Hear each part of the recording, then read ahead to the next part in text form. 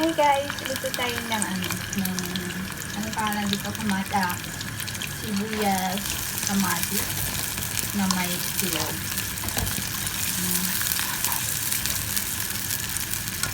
Tapos ko na kasing naluto yung ayan.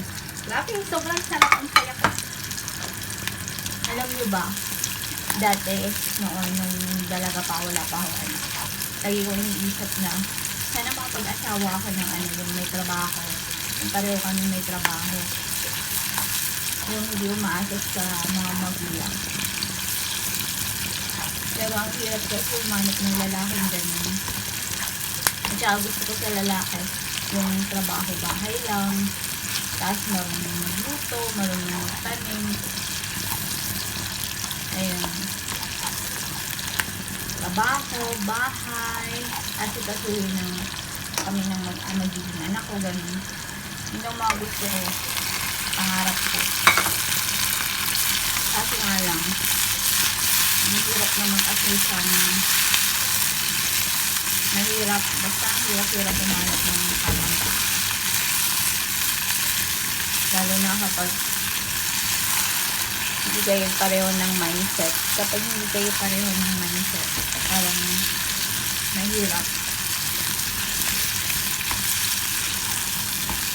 Tapos, gusto ko yung nasa bahay lang kami, pagkatapos ng trabaho, ganun. Ko yung itlog. Ang hirap, no, kapag ikaw lang mag-isa, yung walang nagka-camera sa'yo.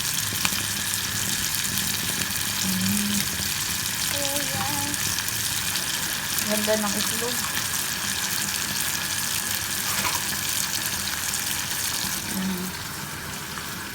Ganyan-ganyan ko na yan. Kasi ako lang naman kakain yan.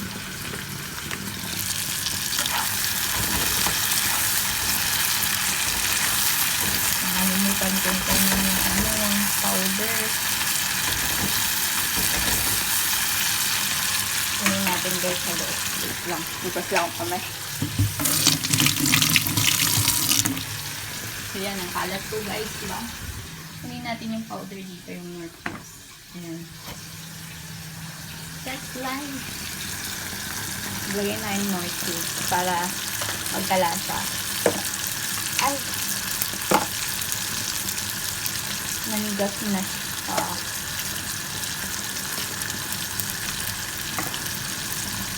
Lang naman kakain ito.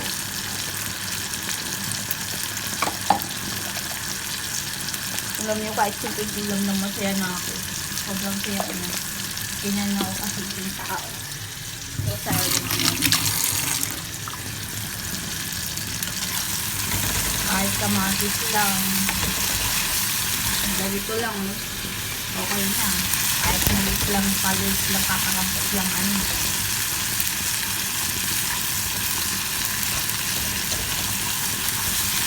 So, siguro na kapag meron kang asawa na pareho kayong mindset sa buhay.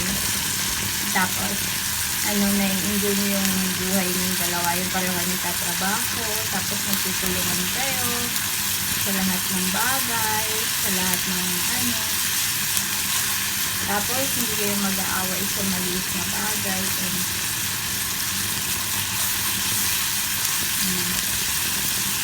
Kaya siguro ng feeling.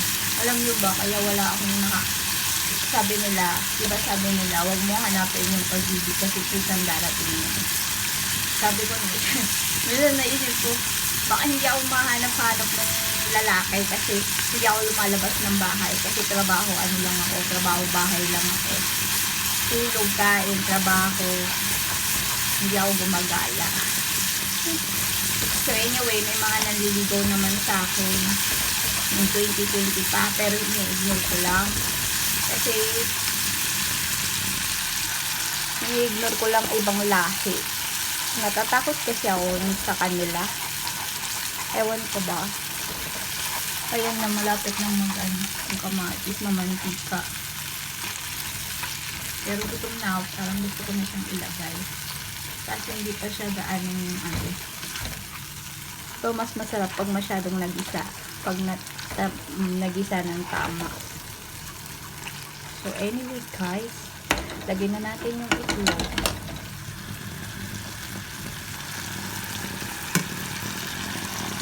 Ayan. Hindi na ako magluto. Kaya sa future husband ko, ganito yung magluluto ko. Future husband. Dear future husband.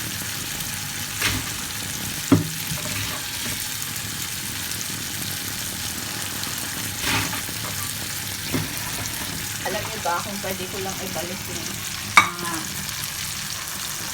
taas ko? Ay, nako. Nag-aral na lang sana ako ng mabuti. Nag-aral na lang sana ako mabuti. Di sana hindi ganito yung nangyari.